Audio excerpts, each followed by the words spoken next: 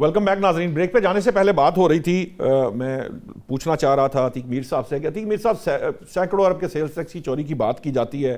اب یہ جو تاجر اسکیم ہے اس کے اندر ود ہولڈنگ ٹیکس کی ایڈجسٹمنٹ کے بھی آپ کو ریلیف دے دیا گیا. مجھے یہ سمجھ میں نہیں آتا وہ کون سی اسکیم ہوگی, آپ کیا سجیسٹ کرتے, کیا ایسی اسکیم ہو جس سے یہ جو 20-30 لاکھ تاجروں کی بات کی جا رہی ہے, 30 سے 40 لاکھ, یہ جو ہے یہ ٹیکس نیٹ کا حصہ بن جائے. آپ کے خیال سے کیا کیا جانا چاہیے؟ اب بھی جو اسکیم ہے اس کے اندر بھی آپ نے جو ہے وہ مختلف طرح کی پرابلمز بتا دی ہیں. ٹیکس نیٹ میں آنا تو بہرحال ضروری, یہ ایکسکیوز تو کسی صورت کوئی بھی ریاست نہیں دیتی کہ آپ صرف اس لیے کہ ٹیکس قوم سے فیئر کھاتے ہیں یا آپ ٹیکس نیٹ میں نہیں آنا چاہتے, آپ کی خواہش یہ ہے. کیا اس ایکسکیوز کے اوپر یہ جو ہے وہ ٹیکس نیٹ سے باہر رہا جا سکتا ہے؟ بالکل نہیں, آپ صحیح فرما رہے ہیں. جس دن اس ملک کو ایک ایسی ٹیکس اسکیم مل گئی کہ یہاں کے مقامی معیشت دانوں کی اختراع کی ہوئی ہوگی, انشاءاللہ یہ صحیح رخ پہ معاملہ آ جائے. اب آپ ایک نقطہ بھی اگر کسی اسکیم میں آپ کو ڈالنا ہے تو آپ کی مجبوری ہے کہ آپ IMF میں اس کی اجازت لیتے ہیں. جو میں ابھی دیکھ رہا ہوں یہ اچھا بڑا یہ کام ہونے جا رہا تھا, عین موقع پہ دودھ کی بالٹی میں بیگنیں ڈال دی. دیکھیں بہت سارے معاملات میں کس کا رونا رویا جائے. یہ آپ نے بھی 2-3 سیکٹر کے لوگ بٹھائے ہیں, 50 سیکٹر کے لوگ بٹھائے, ایک شخص اطمینان کا اظہار کرتے تو جو چور کی سزا ہو میری. سارے پریشان اس درد سے, یعنی جو بھی نکلا وہ پریشان, تیرے کوچے سے جو نکلا وہ پریشان نکلا. اس حکومت کا 4 سالہ دور دیکھیں, بتدریج نیچے نیچے نیچے آ رہے ہیں. لیکن میر صاحب PTI کی حکومت تھی تب بھی یہی تھا, پیپلز پارٹی کی حکومت تھی تب بھی یہی تھا, نون لیگ کی حکومت تھی تب بھی. وہ کون سی حکومت تھی جس سے تاجر خوش تھے؟ اب میری پوری بات جی جی دیکھیے, آپ نے سیلز ٹیکس کی بات, انٹیگریشن ابھی لگ گیا, POS مشینیں ہر بڑے چھوٹے ہوٹل پہ دیکھیں, کنفیکشنری میں لگ گیا ہے, جنرل سٹورز پہ, سپر سٹورز پہ ہم دیکھ سکتے ہیں, اور وہ کٹوتی بھی کرتے ہیں. شروع میں چھاپے پڑتے تھے, رسید نہیں دی یا تاجر نے تو اس پہ غلطی کی. اب مہینے باندھ لیے ہیں. اب میں دیکھتا ہوں کہ آپ نے نہیں سنا ہوگا کہیں پر چھاپا پڑا ہو اور سزا دی گئی. تو یہ IMF اعتراف کرتا ہے کہ پورا سسٹم, حکومت خود اعتراف کرتی ہے کہ FBR کا پورا سسٹم بگڑا ہوا ہے. IMF یہ بھی کہتا ہے کہ 55 ارب روپے کی بدعنوانی تو حکمرانوں نے کی ہے. تو مجھے بتائیے اس پہ کوئی اچھے سے اچھا سسٹم آپ لے آئے تو دونوں پہلو دیکھیے نا. اگر ایک ٹیکس گزار سیدھے راستے پہ چل رہا ہے تو اس کو بگاڑ کرنے والے کون لوگ ہیں؟ وہی لوگ ہیں جنہوں نے انہیں پکڑتا ہے. جب ڈسٹر ہی گندا ہوگا تو پھر اس سے شفافیت کی تو امید نہیں ہو سکتی. تو یہ ہمیں تو سزا ملتی ہے, ہماری طرف سے کوئی غلطی کرتا ہے. ادھر کبھی کتنے لوگ نکالے آپ نے FBR میں, مجھے بتائیے. کرپشن پر کتنے لوگ پاری, سب وہی نظام چل رہا.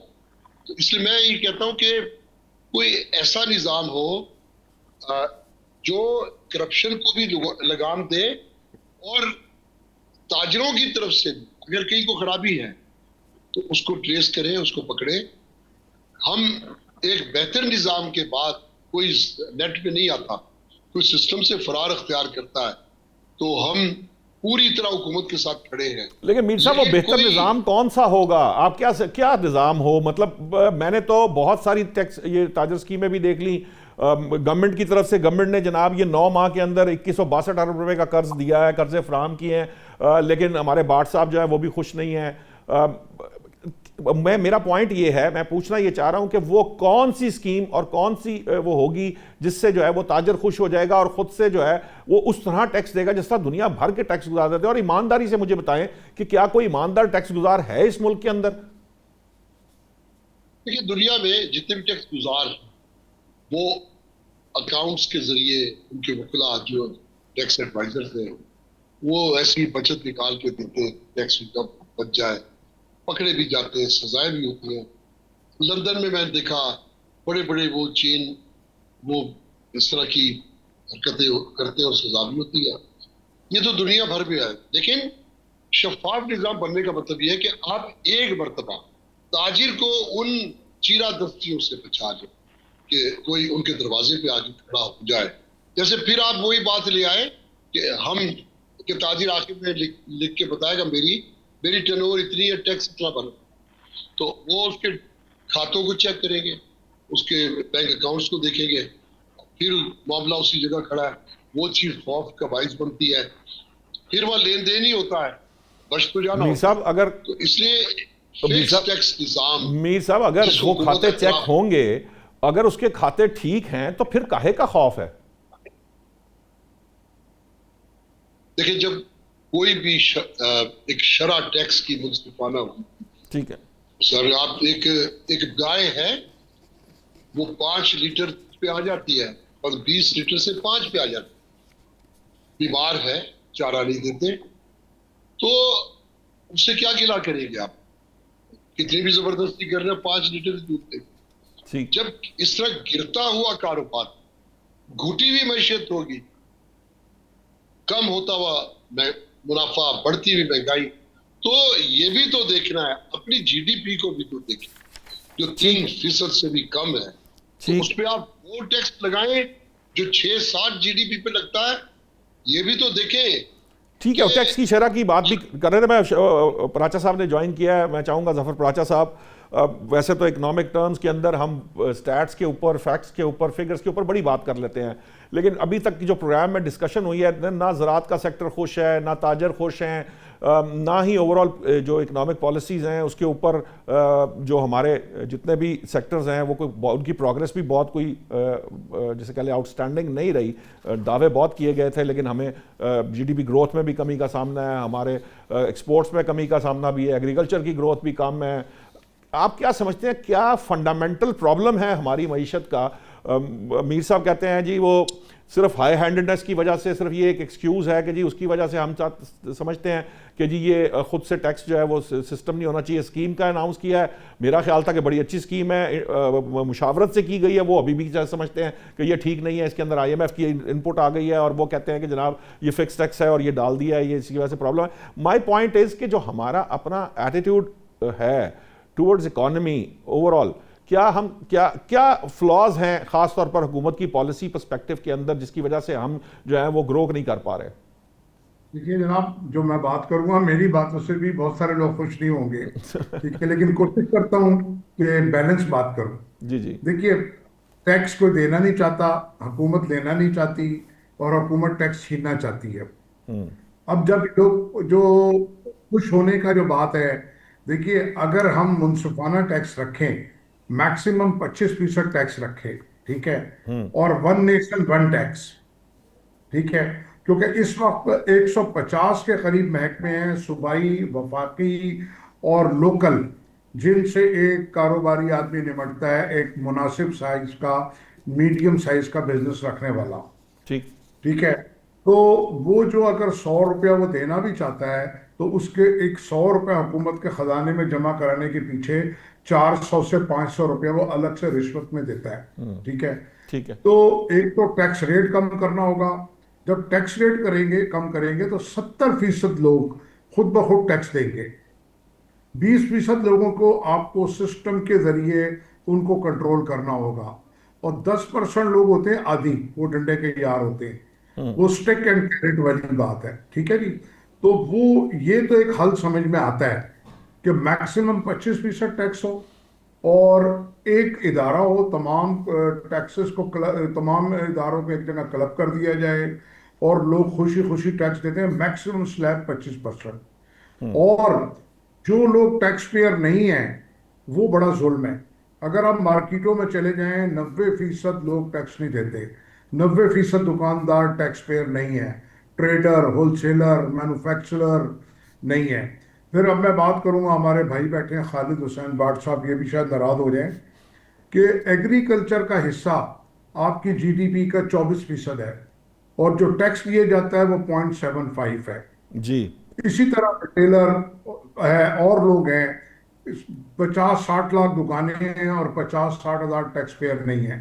اس وقت آپ کے یہاں ٹیکس پیئر نہیں سوری، جو آپ کا این ٹی این ہولڈر ہے، ریٹرن جو داخل کرتا ہے وہ 6.9 ہے اور ملین، اور 3 ملین جو لوگ ہیں وہ ٹیکس دیتے ہیں. اس میں مین جو ہے سیلریڈ کلاس ہیں، یا وہ ہیں جو کارپوریٹ اس سیکٹر، طرح کے ریگولیٹری ادارے ہیں کہ وہ گڑبڑ نہیں کر سکتے. کارپوریٹ ٹھیک ہے، سیکٹر. کارپوریٹ. تو باقی لوگ کیا کرتے ہیں؟ اب رہ گئی بات ان کو ٹیکس نیٹ میں کیسے لائیں. ہمارے پاس دنیا کا بہترین نظام ہے نادرہ کی شکل میں. آئی ڈی کارڈ نمبر ڈالیں، 1 کلک کے اوپر آپ کا پورا بایو ڈیٹا آ جاتا ہے کہ وہ کیا کرتا ہے، اس نے کتنے باہر کے ٹرپ لگائے ہیں، اور کیا پراپرٹی ہے کیا نہیں ہے. تو گورنمنٹ کی ول نہیں ہے، میں نے کہا گورنمنٹ ٹیکس لینا نہیں چاہتی، چھیننا چاہتی ہے بذریعہ انڈائریکٹ ٹیکسز، یعنی کہ آپ کا فقیر بھی ٹیکس دیتا ہے. تو پھر اب گورنمنٹ نے جو ٹیکس کا جو نظام بنا لیا وصولی کا، وہ main utilities bills and petroleum levy, جی جی اس کے یعنی کہ لوگوں کی کھال اتار لی ہے.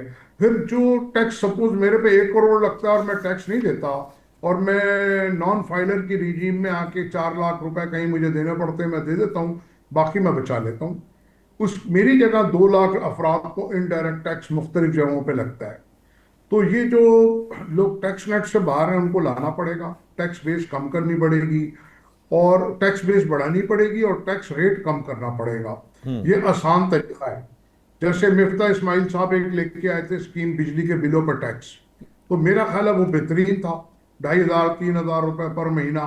یا ابھی بھی جو ٹیکس آئی ہے اسکیم، میرا تو خیال ہے وہ اچھی آئی ہے، اگر اس میں کوئی ہڈن معاملات نہیں ہیں. تو ہڈن معاملات نہیں ہیں، وہ دیکھنا ہوگا کہ ہر چیز کا پلس مائنس پوائنٹ ہوتا ہے. اب اس کے اندر بڑے کاروباری بڑے سٹور آ کے اس میں فائدہ نہ اٹھا لیں، یہ دیکھنا ہوگا. تو اس میں تو کوئی شک نہیں ہے کہ ہم لوگ ٹیکس نہیں دیتے، بہت کم دیتے ہیں. اچھا، دوسری طرف اگر اس ٹیکس کو آپ 4 ٹائم بھی کر لیں تو حکومت کا پیٹ نہیں بھرے گا، خزانہ نہیں بھرے گا. کیوں؟ کرپشن ہمارے یہاں عروج پہ ہے. پھر جیسے اخراجات. کہ اخراجات ہیں، جہاز لے لیا، ادھر چلے گئے، بڑی بڑی کنگ سائز کی کابینہ ہے، وہ ہے. یعنی کہ ابھی جو آج اقتصادی جائزہ پیش کیا ہے وزیر خزانہ صاحب نے اور دوسروں نے، جی تو جو آپ جیسے صحافی وہاں بیٹھے ہوئے جہاد کر رہے ہیں، وہ ان سے سوال کر رہے ہیں تو وہ ناراض ہو رہے تھے. شہباز رانا نے ایک سوال پوچھا تو جی انہوں جی نے چیئرمین ایف بی آر نے آگے سے ان پہ اٹیک کیا کہ آپ نے یہ آرٹیکل لکھ دیا، یہ لکھ دیا. جی جی بھئی جی آپ بیٹھے کس لیے ہیں، بات کیا کر رہے ہیں؟ تو ہمارے ملک کے 2 مسئلے ہیں. ایک ٹیکس ریجیم یعنی کہ ٹیکس ریٹ ہائی ہے، دوسرا ٹیکس ریجیم جو ہے بہت کم ہے، اور دوسرا سب سے اہم کرپشن ہے. تو ٹھیک. جب تک ہم کرپشن کو کنٹرول نہیں کریں گے، قرض اس وقت آپ اپنے بجٹ کا 50% سود کی ادائیگی میں دے رہے ہیں. ہاں جی یعنی کہ اب ہم 27ویں IMF پروگرام میں ہیں، جبکہ ہمارا پڑوسی ملک انڈیا 1991 میں آخری مرتبہ گیا تھا. جی پاکستان بہترین ملک ہے، بہترین فائنینشل کریڈینشلز ہیں، دنیا کی 5ویں بڑی مارکیٹ ہے، اور اتنے بڑے بڑے ملٹائی نیشنل کمپنیز جو 40-50 سال سے یہاں بیٹھے ہوئے تھے، پروڈکشن میں بھی تھے، وہ صرف اور صرف ٹیکسز کی وجہ سے گئے ہیں. اور صرف ہمارے یہاں سے لوگ نہیں گئے. اگر آپ انگلینڈ کو دیکھیں، وہاں پہ بھی ہیوی ٹیکسز کی وجہ سے لوگ UAE وغیرہ جانا شروع ہو گئے ہیں. ٹھیک تو انفلیشن تو پھر ہونا ہی ہونا ہے. ٹھیک. تو غیر منصفانہ جو تقسیم ہے، پھر آپ کا جو بے نظیر انکم سپورٹ پروگرام ہے، جس کا اس وقت جو سائز ہے وہ تقریباً 722 ارب روپے ہے. جی یعنی کہ آپ لوگوں کو مچھلی نہ دیں، مچھلی پکڑنا سکھائیں. 722 ارب روپیہ جو اس سال آپ نے دیا ہے، اگر آپ 722 فیکٹریاں لگا لیں، اس سے کتنی امپلائمنٹ جنریٹ وہ تو رانا ہوگی، ثناء اللہ صاحب نے کتنا کہا نا کہ revenue یہ generate ہوگا. بیکاری بنانے کا طریقہ ہے، تو ان پہ اچھا خاصا کرٹیسزم ہوا. آخری بات، ایک جی بات کہ جی جی ٹیکس لینا، ریونیو جمع کرنا کوئی بڑی بات نہیں ہے. آپ کو اپنی جو معاشی ترقی ہے، معاشی پہیہ ہے، وہ چلانا ہے، ٹھیک تاکہ اس کے ساتھ پورا ملک چلے گا. جی ٹھیک ہے. بھاٹ صاحب، یہ جو ابھی پراچا صاحب نے کہا ہے، واقعتاً ٹیکس جو زرعی ٹیکس ہے وہ تو بالکل نہ ہونے کے برابر ہے. اب جب تک آپ ٹیکس دیں گے نہیں تو کیا ایکسپیکٹ کریں گے کہ گورنمنٹ جو ہے وہ کس طریقے سے آپ کو دے؟ یہ میں ذاتی طور پہ اگری کرتا ہوں کہ ٹیکس کی شرح بہت بلند ہے، ٹیکس حکام کی طرف سے ہائی ہینڈڈنس ہے، یہ بھی بات کہیں نہ کہیں میر صاحب کی درست ہے کہ ہم بھی بہت زیادہ آگے چلے جاتے ہیں، حالانکہ بہت آسان طریقہ ہو سکتا ہے. اور جو پراجا صاحب کی میں خود ہمیشہ سے اس چیز کا قائل رہا ہوں کہ بھائی آپ ایک ٹیکس کر دیں، وہ بالکل یہ 25% میکسیمم سلیب ہے، اور آپ انکم کے حساب سے ٹیکس جس کا جو ہے، چاہے وہ سیلریڈ ہے چاہے کچھ بھی ہے، بس ایک سنگل ٹیکس کے اوپر آپ اپنے نظام کو چلائیں. لیکن پتہ نہیں یہ ذرا اس پہ ورک آؤٹ کرنے کی ضرورت ہے کہ اوور آل آپ کی اکانومی میں کیا جنریٹ ہوگا اور اس سے چل سکتی کہ نہیں چل سکتی. باہر طور جو زرعی ٹیکس ہے یہ بھی ایک پرابلم ہے کہ زراعت میں بھی کوئی ٹیکس نہیں دیا جاتا. تو کیا کسان جو ہیں آپ کو لگتا ہے کہ وہ انہیں ٹیکس دینا چاہیے اور گورنمنٹ کو سپورٹ کرنا چاہیے؟ جی بالکل، پراچا صاحب نے ٹھیک فرمایا ہے. ٹیکس ہم نے جو چیز اپنی زمین پہ لے کے آنی ہے، ڈیزل ہے، کھاد ہے، سب ٹیکس دے کے لانی ہے. اب میں نے اپنی زمین پہ اخراجات کیا ہے 1,00,000 روپے ایکڑ پہ، اور میرے 1,00,000 ایکڑ پہ اخراجات کے بعد اور جو چیز خرید کے لایا ہوں سب ٹیکس پہ ہے. اس کے بعد میری فصل کی جو ریٹ آتا ہے وہ 1,00,000 کے بجائے مجھے 40,000 روپے پر ایکڑ مجھے ملتا ہے. تو پراچا صاحب میں ٹیکس کس چیز کا دوں؟ آپ بیانہ 2,000 روپے پر ایکڑ میرے سے گورنمنٹ لے رہی ہے نہری نظام کا، جو کہ نہری نظام بالکل ختم ہو گیا ہے. پہلے 200 تھا، IMF کے پریشر پہ انہوں نے 2,000 روپے لگا لیا ہے. میں کہتا ہوں کہ ہم سے ٹیکس لیں، اللہ کرے ہمارے 1 ایکڑ میں ہم 1,00,000 روپے کما رہے ہوں تو آپ اس پہ ٹیکس لے لیں. اگر میں اس ایکڑ پہ آپ پراچا صاحب پچھلے سال 2023 سے لے کے یہ 2026 ہو گیا ہے، آپ نے دیکھا ہوگا کہ آپ جیسے آپ نے فرمایا کہ ہم نے اپنی سبزیاں فصلیں بھی چینج کر کے دیکھی کہ یار گندم نہیں ہے تو پیاز لگا لیتے ہیں، ہم پیاز لگا لیتے ہیں تو وہ کھیتوں پہ پڑے رہتے ہیں. اس سال ہم نے کہا کہ یار مکئی کم کرتے ہیں، آلو لگا لیتے ہیں. 18 روپے میری کاسٹ ہے زمین پہ کاشت کرنے کی، نکالنے کی، اور میرا آلو بک رہا ہے 2 روپے کا. تو میں ٹیکس کس چیز سے ٹیکس دوں اگر مجھے کوئی پروفٹ ہی نہیں آ رہا؟ راجہ صاحب جب پروفٹ آتا تھا، راجہ صاحب جب پروفٹ آتا تھا، جب گندم میں بہت پروفٹ تھا یا کراس میں تھا، کسان خوشحال تھا، اس وقت بھی ٹیکس ریشو جو ہے وہ اس سے بھی کم تھی، اس وقت بھی ٹیکس کوئی نہیں دیتا تھا. اصل تو معاملہ ایکچولی جو ہمارے مزاج ہیں یا ہمارا طریقہ کار ہے جو اپنی ذمہ داری کی سمجھنے کا، وہ ہے ہی نہیں. ہم لا ابائڈنگ ہوتے ہی نہیں ہیں. بالکل نہیں سر، ایسا نہیں ہے. میں کہتا ہوں کہ ہم ابھی ہماری چیزیں باہر جا رہی ہیں اس پہ ہم ٹیکس دیتے ہیں. ہمارے چاول باہر جا رہے ہیں اس سے ذرا مبادلہ ڈالر کی صورت میں لاتے ہیں. آم جا رہا ہے اس پہ ذرا مبادلہ کما کے دے رہے ہیں. کنو جا رہا ہے، زیرہ بلوچستان سے جا رہا ہے. بہت ساری چیزیں میرا کسان باہر بھیج کے ذرا مبادلہ لے رہا ہے اور سارے گورنمنٹ کے ٹیکس پے کرتا ہے. لیکن جب میری آپ یقین کریں، میرے جو باپ نے ٹریکٹر لیا تھا نا آدھار پہ، سود پہ، انٹرسٹ پہ، خدا کی قسم اس کا بیٹا نہیں اتار سکا. اور جو میرے دادا نے لیا تھا اس کا جو بیٹا تھا وہ نہیں اتار سکا. جو ہم نے لون لیے تھے نا بینکوں سے اپنی چیزوں کو بہتر کرنے کے لیے، آپ اپنا ریکارڈ کر کے دیکھیں کہ زرعی بینک اور نیشنل بینک نے ہماری زمینیں آکشن کر دی. ہماری پہلے تو عزت ہوتی تھی کسان کی، اب مسجد میں اعلان کرتے ہیں کہ اس گاؤں میں ہم اس دن اس زمیندار کی زمین آکشن کرنے جا رہے ہیں. آپ ہمارے پاس پانی کا سسٹم نہیں، سیڈ ہمیں نہیں دے رہے. آپ یہ دیکھیں کہ 4 سال میں پراچا صاحب سے پوچھیں کہ جو چیز مارکیٹ میں لینے جاتے ہیں وہ 4 سال پہلے کتنے کی، آج کتنے کی ہے. میری گندم 4 سال پہلے 4,000 کی تھی، آج میری گندم 1,800 کی ہے. آلو میرا 25 روپے کا، آج 2 روپے کا ہے. مکئی میری پچھلے سال 3 سال پہلے 35,000 کی بکی تھی، اس دفعہ 2,000 کی ہے. ہر جگہ پہ کاٹن میری آج سے 5 سال پہلے 9,000 کی بکی تھی، اس سال 6,000 کی بکی ہے. ہر چیز میرے کسان کی سستی ہو گئی اور دوسرے لوگوں کی مہنگی ہو گئی. اب چینی آپ دیکھ لیں، چینی مافیا نے، گورنمنٹ نے گنا ڈی ریگولیٹ کر دیا، ہمیں 280 روپے دیا، مجھے دیتے 500 روپے ٹیکس کاٹ لیتے، مجھے کیا اعتراض تھا. گورنمنٹ نے شوگر مالکان کو کوئی پوچھا نہیں. ابھی تک پاکستان میں 2 بڑے عینی عہدے ہیں، 2 بڑے، خدا کی قسم ان دونوں بندوں سے ان کے خاندانوں سے جو ان کی شوگر ملے 3 ارب کسانوں کا آج تک پینڈنگ ہے جو ہم نہیں لے سکے. تو ہم کدھر سے، ہم تو یقین کریں کہ فصل ابھی تیار ہو کے نکلتی نہیں، آڑتی پہلے آ کے کھڑا ہوتا ہے، بینک پہلے آ کے کھڑا ہوتا ہے.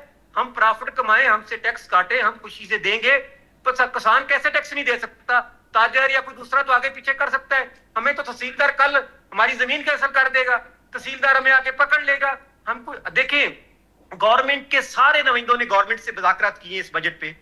جو ملک 24% جو ہے نا زراعت پہ چل رہا ہے، اس کے کسی نمائندے سے کسانوں نے کسی گورنمنٹ نے پوچھا کہ یار آپ کے لیے کیا چاہیے؟ آپ کے لیے کلائمیٹ چینج ہو گیا، آپ سیڈ آپ کون سا مانگ رہے ہیں، آپ کے لیے ڈیزل کتنا مہنگا ہو گیا ہے، بجلی کتنی یونٹ مہنگی ہوگی. ایک میرا 6 ایکڑ کا کسان ہے، وہ 4 لاکھ روپے بجلی کا اپنے ٹیوبل کا ٹربائن کا بل دے گا جو 800 فٹ نیچے گہرا پانی ہے، تو وہ کس طرح گزارا کرے گا؟ اور کہاں سے ٹیکس دیں گے؟ ابھی تو 2 سال پہلے آپ جانا تھا، ابھی 2000 ہو گیا، وہ نہیں دے سکتے. جو ہماری 10 ایکڑ کی کاشت تھی وہ 5 ایکڑ پہ آ گئی ہے.